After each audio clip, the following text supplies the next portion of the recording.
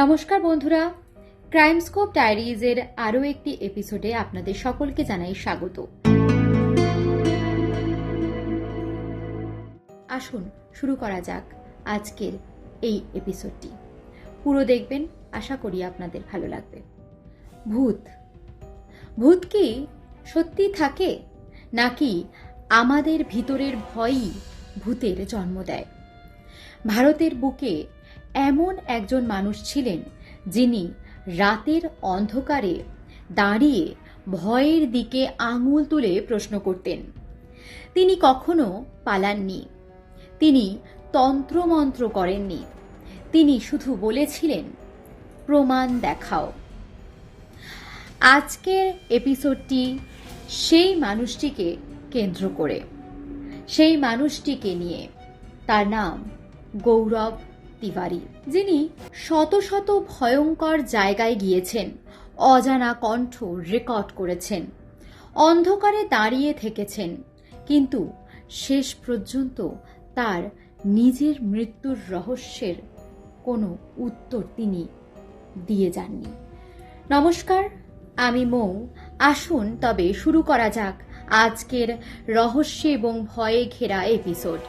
গৌরব তিওয়ারির জন্ম দিল্লিতে 1984 সালে। একজন সাধারণ মধ্যবিত্ত পরিবারের সন্তান তিনি ছিলেন একজন মেকানিক্যাল ইঞ্জিনিয়ার, মানে যুক্তি আর হিসাব ছিল তার রক্তে। সব মানুষের জীবনে একটা মুহূর্ত আসে যেটা তার পুরো জীবনটাকে বদলে দেয়। গৌরব তিওয়ারির ক্ষেত্রেও ঠিক এমনটাই হয়েছিল। ঘটনাটা গৌরব তিওয়ারি নিজেই একাধিক সাক্ষাৎকারে ইঙ্গিত দিয়েছেন, কিন্তু কখনো পুরোটা খোলাখুলি বলেননি। গৌরব তিওয়ারি কখনোই তথাকথিত চাকরি করতে চাননি। তিনি পাইলট হওয়ার ট্রেনিংয়ের জন্য লন্ডন গিয়েছিলেন। তার জীবন ছিল সুন্দর সাজানো গোছানো। এরই মধ্যে ঘটে যায় তার জীবনে পরিবর্তন করে দেওয়া একটি ঘটনা। একবার তিনি ফ্লাইটে উঠেছিলেন পরীক্ষা দেওয়ার জন্য। সেটা ছিল একটা সাধারণ ট্রেনিং ফ্লাইট। সেদিন আকাশ পরিষ্কার ছিল, সবকিছু স্বাভাবিক ছিল, কিন্তু মাঝ আকাশে গিয়ে হঠাৎ ফ্লাইটের একটি গুরুত্বপূর্ণ সিস্টেম বিকল হয়ে যায়। ককপিটের ভিতরে চাপ বাড়ে। সে চেষ্টা করছে কন্ট্রোল নিতে, কিন্তু কোনোভাবেই কাজ হচ্ছে না। ঠিক তখনই ঘটে এই ঘটনার সবচেয়ে ভয়ঙ্কর একটি অংশ। কন্ট্রোল আর তার হাতে নেই। গৌরব পরে যেটা বলেন, মনে হচ্ছিল কন্ট্রোল কেউ তার থেকেও ভালোভাবে জানে। এয়ারক্রাফট ধীরে ধীরে স্টেবিলাইজ হতে থাকে, কিন্তু হঠাৎ ঝাঁকুনি নেয়। কোনো প্যানিক মুভমেন্ট নেই, যেন অদৃশ্য কেউ খুব দক্ষভাবে ফ্লাইটটি চালাচ্ছিলেন। এই ধরনের পরিস্থিতিতে এভাবে এয়ারক্রাফট সামলানো মানুষের পক্ষে প্রায় অসম্ভব। কিছুক্ষণ পর ফ্লাইট নিরাপদে ল্যান্ড করে আর সে প্রাণে বেঁচে যায়, মানে তাকে কেউ, অদৃশ্য কেউ বিপদ থেকে রক্ষা করে এবং তাকে সাহায্য করছিল। কিন্তু প্রশ্ন থেকে যায়, যদি পাইলট কন্ট্রোল না করে তাহলে কে করছিল? গৌরবের ব্যাখ্যা আরও ভয়ঙ্কর। এই ঘটনার পর গৌরব নিজেই বলেন, আমি জানি না এটা কি ছিল, কিন্তু এটা আমার জীবনের সবচেয়ে আনসেটলিং অভিজ্ঞতা। এই ঘটনার পর থেকেই তার ভয়ের প্রতি দৃষ্টিভঙ্গি বদলাতে শুরু করে। তিনি আর বলেন না সবকিছুর ব্যাখ্যা আছে। তিনি বলতে শুরু করেন, সবকিছুর ব্যাখ্যা আমরা এখনো জানি না। অনেকেই মনে করেন এই ফ্লাইট ইনসিডেন্টটাই গৌরব তিওয়ারির জীবনের সবচেয়ে বড় টার্নিং পয়েন্ট ছিল, যেটা তাকে প্যারানর্মাল জগতের দিকে চূড়ান্তভাবে টেনে নিয়ে যায়। এরপর গৌরব তিওয়ারি তার ইচ্ছার কথা তার বাবা মা এবং তার স্ত্রী আরিয়া কাশ্যপ তিওয়ারি তাদেরকে জানায়। তার প্যারানর্মাল ইনভেস্টিগেটর হওয়ার ইচ্ছা তারা কিছুতেই তাদের একমাত্র ছেলেকে এই পথে যেতে দিতে চায়নি। তার পরিবার তাদের একটা মাত্র ছেলেকে নিয়ে চিন্তিত হয়ে ওঠে এবং গৌরব তিওয়ারিকে তার বাবার ব্যবসায় যুক্ত হতে বলেন। কিন্তু গৌরবের মন ছিল প্যারানরমাল ইনভেস্টিগেটর হওয়ার দিকে। তাই সে ইন্টারনেটে রিসার্চ করে দেখেন বিদেশে প্যারানরমাল ইনভেস্টিগেশন হচ্ছে সায়েন্টিফিক টুলস দিয়ে, না তান্ত্রিক, না ওঝা, না মন্ত্র, শুধু ক্যামেরা, রেকর্ডার, ডাটা। এই জিনিসটাই গৌরবকে আরো বদলে দেয়। তিনি বলেন, ভারতের কেন কেউ এমনটা করে না। তারপর তিনি নিজে শুরু করেন। গৌরব নিজের টাকায় কিনে ফেলেন EMF meter, infrared camera, audio recorder. সে রাতের পর রাত কাটাতে শুরু করে ভাঙা বাড়ি, পুরনো প্রাসাদ, পরিত্যক্ত জায়গায় এবং মর্গে। কিন্তু সে কাউকে ভূত দেখানোর চেষ্টা করেননি। সে চেষ্টা করেছে ভয়ের উৎসটা ধরতে। এরপর তিনি ইন্ডিয়ান প্যারানরমাল সোসাইটি গঠন করেন। এই জার্নির কালমিনেশন হয় ইন্ডিয়ান প্যারানরমাল সোসাইটি IPS-এ। IPS এর মূল উদ্দেশ্য ছিল অন্ধবিশ্বাস ভাঙা, ভুয়ো তান্ত্রিকদের এক্সপোজ করা, মানুষকে বোঝানো ভয় মানেই ভূত নয়। গৌরব তিওয়ারি তিনি বলতেন, আমি প্রমাণ করতে চাই ভূত আছে কি নেই। এই প্রশ্নের থেকেও ভয় মানুষের মধ্যে কেন আসছে, এই প্রশ্নটাই হচ্ছে বড়। কিন্তু ভাগ্যের নির্মম পরিহাস, যে মানুষটা সারা জীবন ভয়ের পেছনে সত্য খুঁজল, শেষ পর্যন্ত নিজেই এক আনআনসার্ড কোশ্চেন হয়ে থেকে গেল। কিন্তু প্যারানরমাল জগতে ঢোকার পর গৌরব তিওয়ারির জীবনে এমন কিছু কেস আসে যেগুলো ধীরে ধীরে তাকে ভিতর থেকে বদলে দিতে শুরু করে। তিনি IPS, ইন্ডিয়ান প্যারানরমাল সোসাইটি করেছিলেন ঠিকই, কিন্তু তার জীবনের প্রথম কেস ছিল আমেরিকাতে। আমেরিকার সেই মর্গের ঘটনাটি গৌরব তিওয়ারির জীবনের অন্যতম আলোচিত ও অস্বস্তিকর অভিজ্ঞতা হিসেবে ধরা হয়। মর্গ কথাটি শুনলেই গা শিউরে ওঠে, যেখানে শত শত মৃতদেহকে ঠান্ডা ঘরে সংরক্ষণ করে রাখা হয়। আমেরিকার সেই মর্গটি একটি কুখ্যাত মর্গ, যেখানে হন্টিং অ্যাক্টিভিটি খুব প্রবল ছিল। আমেরিকার সেই মর্গের তদন্তে গৌরব তিওয়ারি যা করেছিলেন সেটাই এই ঘটনাকে আরও বেশি অস্বস্তিকর করে তোলে। তদন্তের সময় তিনি শুধু বাইরে দাঁড়িয়ে পর্যবেক্ষণ করেননি, বরং নিজেই মৃতদেহ রাখা স্ট্রেচারে শুয়ে পড়েছিলেন, ঠিক যেমনভাবে সেখানে একটি মৃতদেহকে রাখা হয়। চারপাশে ছিল তীব্র ঠান্ডা, নীরবতা আর বডি চিলারের যান্ত্রিক শব্দ। তার উদ্দেশ্য ছিল একটাই, মৃতের জায়গায় নিজেকে রেখে বোঝা আসলে কি অনুভূত হয়।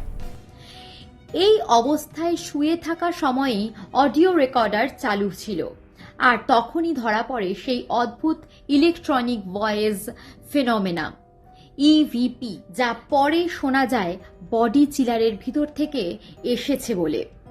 গৌরব পরে বলেছিলেন, ওই মুহূর্তে তিনি ভয় পাননি ঠিকই, কিন্তু একটা গভীর অস্বস্তি তাকে গ্রাস করছিল, কারণ তিনি বুঝতে পেরেছিলেন এমন একটি সম্পূর্ণ নিয়ন্ত্রণ ও বৈজ্ঞানিক পরিবেশও এমন কিছু ঘটতে পারে যার কোনো সহজ ব্যাখ্যা নেই। এই অভিজ্ঞতাই তার চিন্তায় স্থায়ী দাগ কেটে যায় এবং তার দৃষ্টিভঙ্গিকে ধীরে ধীরে বদলে দিতে শুরু করে। গৌরব তিওয়ারি ছিলেন ইন্ডিয়ান প্যারানরমাল সোসাইটি IPS এর CEO এবং ভারতের অন্যতম পরিচিত প্যারানরমাল ইনভেস্টিগেটর। তিনি প্রায় 6000-এরও বেশি হন্টেড প্লেসে তদন্ত চালিয়েছিলেন। যুক্তি ও বিজ্ঞান ভিত্তিক পদ্ধতি ছিল তার কাজের মূল ভিত্তি, যেটা তাকে সাধারণ ঘোস্ট হান্টারদের থেকে আলাদা করেছিল। চলে আসে ঠিক সেই দিন, এক রহস্যময় সকাল, 7ই জুলাই 2016, স্থান দিল্লি। সকালবেলায় হঠাৎ করেই খবর ছড়িয়ে পড়ে গৌরব তিওয়ারি আর নেই। তাকে পাওয়া যায় নিজের বাড়ির বাথরুমে পড়ে থাকা অবস্থায়, গলায় কালশিটে দাগ। পুলিশের প্রাথমিক রিপোর্টে বলা হয় সুইসাইড, মানে আত্মহত্যা। কিন্তু ঠিক এই জায়গাতেই ঘটনাটা শেষ না হয়ে আসলে সেখান থেকে তার তদন্ত শুরু হয়। কেন এত প্রশ্ন উঠেছিল? কারণ গৌরব তিওয়ারির জীবন তখন ভাঙনের নয়, বরং গড়ে ওঠার পর্যায়ে ছিল। তিনি সদ্য বিয়ে করেছিলেন, তার কাজ এবং পরিচিতি বাড়ছিল, ভবিষ্যৎ নিয়ে স্পষ্ট পরিকল্পনা ছিল তার। কোনো সুইসাইড নোট পাওয়া যায়নি। সবচেয়ে গুরুত্বপূর্ণ বিষয়, তিনি কখনোই প্রকাশ্যে আত্মহত্যা প্রবণ মানসিকতার কথা বলেননি। তবু তার মৃত্যুর পর সামনে আসতে থাকে কিছু অস্বস্তিকর ঘটনা এবং তথ্য। ঘুমহীন রাত আর অজানা ভয়। তিওয়ারির স্ত্রী পরবর্তীতে জানান, মৃত্যুর কিছুদিন আগে তিনি ঠিক মতন ঘুমোতে পারছিলেন না। রাতে বারবার ঘুম ভেঙে যেত। কখনো কখনো অস্বস্তি আর ভয়ের কথা বলতেন। আর তার থেকেও বেশি আলোচনার জন্ম দেয় গৌরবের নিজের বলা একটি কথা। তিনি বলতেন, কিছু পাস্ট কেস তাকে ফলো করছে। এই কথাটা তিনি একাধিকবার ঘনিষ্ঠদের বলেছিলেন বলে জানা যায়। এবার আসি বাছুয়ার কথায়। একটি কথিত সতর্কবার্তা। গৌরব তিওয়ারির এক ঘনিষ্ঠ বান্ধবীর বক্তব্য অনুযায়ী মৃত্যুর কিছুদিন আগে গৌরব তিওয়ারি তাকে একটি অদ্ভুত অভিজ্ঞতার কথা জানান। তিনি নাকি বলেছিলেন, তিনি মাঝে মাঝে বাছুয়া একটি ছোট্ট বালককে দেখতে পান। গৌরবের কথায় এই বাছুয়া যেন তাকে সতর্ক করতে আসছিল। তার পিছনে নাকি একটি ভয়ঙ্কর আত্মা রয়েছে যে তার প্রাণ নিতে চায়। এই ঘটনাটি গৌরব নিজেই ভয় বা আতঙ্ক ছড়ানোর জন্য নয়, বরং গভীর উদ্বেগের সঙ্গে নিজের বান্ধবীকে জানিয়েছিলেন বলে দাবি করা হয়। তবে এই দাবি কখনোই আনুষ্ঠানিকভাবে প্রমাণিত হয়নি এবং এটিকে অনেকেই মানসিক চাপ বা ভয়ের প্রতিফলন বলে ব্যাখ্যা করেন। তাহলে আসল সত্যটা কি? আজও প্রশ্ন থেকে যায়। মানসিক চাপ, ডিপ্রেশন, নাকি দীর্ঘদিনের অজানা জগতের মুখোমুখি হওয়ার প্রভাব? অথবা এমন কিছু যা আমরা এখনো বুঝে উঠতে পারিনি? গৌরব তিওয়ারির মৃত্যুর কোনো স্পষ্ট বা চূড়ান্ত উত্তর আজও নেই।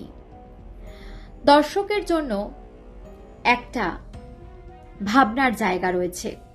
গৌরব তিওয়ারি আমাদের শিখিয়েছিলেন, ভয় পেও না, প্রশ্ন করো। তিনি বিশ্বাস করতেন, সব রহস্যের উত্তর নেই, কিন্তু সব রহস্য নিয়ে প্রশ্ন তোলা দরকার। আজ তিনি আমাদের মধ্যে নেই, কিন্তু তার রেখে যাওয়া প্রশ্নগুলো আজও বেঁচে আছে এবং তা আমাদের ভাবতে বাধ্য করে। আজকের এই পুরো ঘটনাটি এবং এপিসোডটি আপনাদের কেমন লাগলো অবশ্যই কমেন্টে লিখে জানাবেন এবং আপনাদের এই বিষয়টি নিয়ে কি মতামত সেটাও কিন্তু লিখতে ভুলবেন না। সম্প্রতিকালে গৌরব তিওয়ারিকে নিয়ে ভয় বলে একটি সিরিজ বেরিয়েছে এবং রিলিজ করেছে। আশা করি আপনারা অনেকেই দেখে ফেলেছেন সেই সিরিজটি। সেখানে দাঁড়িয়ে কি দুঃসাহসিক মানসিকতা থাকলে একটি মানুষ এইভাবে মুখোমুখি হতে পারে অন্ধকার জগতের সাথে, তা আমাদের ভাবতে এবং চিন্তা করতে শেখায়। যে প্রশ্নগুলো বা যে দিকটা আমাদের জন্য খুলে রেখে গেছেন, সেই দিকটাকে নিয়ে আমরা চেরিশ করি, তাকে আমরা সেলিব্রেট করি। তার চলে যাওয়াটা কিন্তু অন্তিম নয়, সেখান থেকে কিছু শেখা এবং জানাকে তিনি আজও বাঁচিয়ে রেখে গেছেন। ভালো থাকবেন সবাই, সুস্থ থাকবেন এবং সাবধানে থাকবেন। দেখা হবে পরবর্তী আরও একটি এপিসোডের সঙ্গে।